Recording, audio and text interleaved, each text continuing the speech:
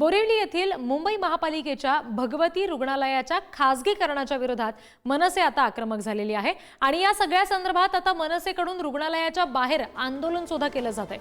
भव्य रॅली काढून या ठिकाणी मनसेकडून आपली भूमिका अत्यंत आक्रमकपणे मांडली जाते। पालिकेच्या या सगळ्या खासगीकरणासंदर्भातल्या निर्णयाला मनसेकडून विरोध होतोय। ही दृश्य सध्या आपण बघतोय। भगवती रुग्णालयाबाहेर मनसेचं हे आंदोलन आहे। निषेध व्यक्त केला जातोय। फलकबाजी करत, घोषणाबाजी करत मनसेचे कार्यकर्ते आपली भूमिका मांडतायत। भगवती रुग्णालयाचं खासगीकरण करण्याला मनसेनं विरोध केलेला आहे आणि त्याचाच निषेध म्हणून सध्या ही जी दृश्य आपण बघतोय, मनसे कार्यकर्त्यांनी ही रॅली काढलेली आहे। निषेध रॅली आहे ही, ज्याच्यामध्ये पोस्टर्स हातात घेतलेले हे सगळे मनसेचे कार्यकर्ते आपण बघतोय। घोषणाबाजी त्यांच्याकडून केली जाते। मनसेचे मुंबई अध्यक्ष संदीप देशपांडे स्वतः त्याच्यामध्ये सहभागी झालेत आपण बघतोय। भगवती रुग्णालयाचं खासगीकरण थांबवावं यासाठी आता हे आंदोलन केलं जात आहे। त्याची ही दृश्य सध्या आपण बघतोय।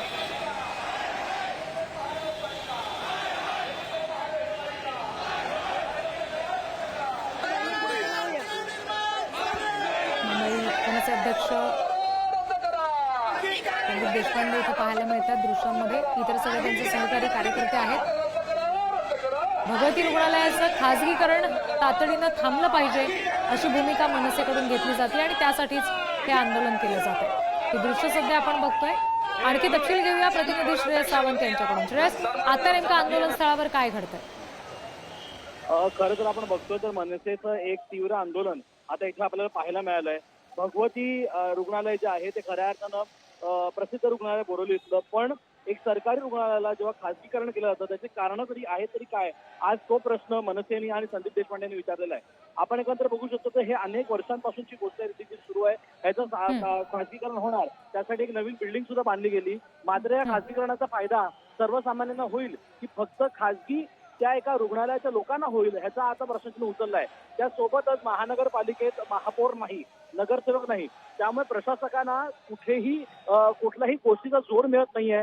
तोही आरोप आज संदीप देशपांडेंनी लावलेला आहे। आज मनसेने एक थेट आव्हान दिलेलं आहे की आज आम्ही एक निवेदन देतोय, पण ह्याच्यानंतर जर ह्याचं खासगीकरणाचा गोष्ट रद्द केली नाही तर कुठे ना कुठे आम्ही तीव्र आंदोलन करून हे खासगीकरण होऊ देणार नाही आणि हे खासगीकरण होऊच शकत नाही असा इशारा देखील संदीप देशपांडे आणि मनसेवर दिलेला आहे। या सगळ्या निवेदनासंदर्भात रुग्णालय प्रशासनाशी बोलणं झालेलं आहे का? संदीप देशपांडे आता प्रशासनाशी संबंधित कुठल्या महत्त्वाच्या आणि मुख्य अधिकाऱ्यांशी बोलणार आहेत का? आपण आता बघतो तर संदीप देशपांडे आणि मनसेचे शिष्टमंडळ ज्याचं नयन कदम पण आहेत आणि अनेक नेते मंडळी मनसेचे आहेत, ते आता आज त्या प्रशासनाला भेटायला गेलेत। ते आज निवेदन देऊन पुढच्या अल्टिमेटमची जी गोष्ट असेल ती अल्टिमेटमची गोष्ट आहे तरी काय, किती दिवसापर्यंतची गोष्ट असेल, कारण एकंदर बघितलं गेलं तर मग ऑफिसर असतील, महानगरपालिकेची लोक असतील किंवा जे हॉस्पिटलमधले लोक आहेत त्या लोकांनी आता कसं काय ह्याला उत्तर देतात त्याकडे सगळ्यांचं लक्ष लागलं आहे। मात्र आता संदीप देशपांडे आणि मनसे शिष्टमंडळ हे आज दिलेलं आहे आणि तीव्र आंदोलन करून जर ही गोष्ट रद्द होणार नाहीये त्याचा इशारा देखील दिलेला आहे। जी, शिष्टमंडळ सध्या आतमध्ये चर्चा करण्यासाठी गेलेलं असल्यामुळे आता नेमकं काय या सगळ्या संदर्भात निर्णय होतो हे पाहणं अत्यंत महत्त्वाचं असेल। भगवती रुग्णालयाचं खासगीकरण थांबवावं याच्यासाठी मनसेनं आक्रमक भूमिका घेतली आहे। तसं लेखी निवेदन आता रुग्णालय प्रशासनाला दिलं जात आहे। पालिका रुग्णालयाच्या खासगीकरणाला मनसेनं विरोध केलेला आहे। श्रेयस, धन्यवाद दिलेल्या सगळ्या तपशिलांसाठी।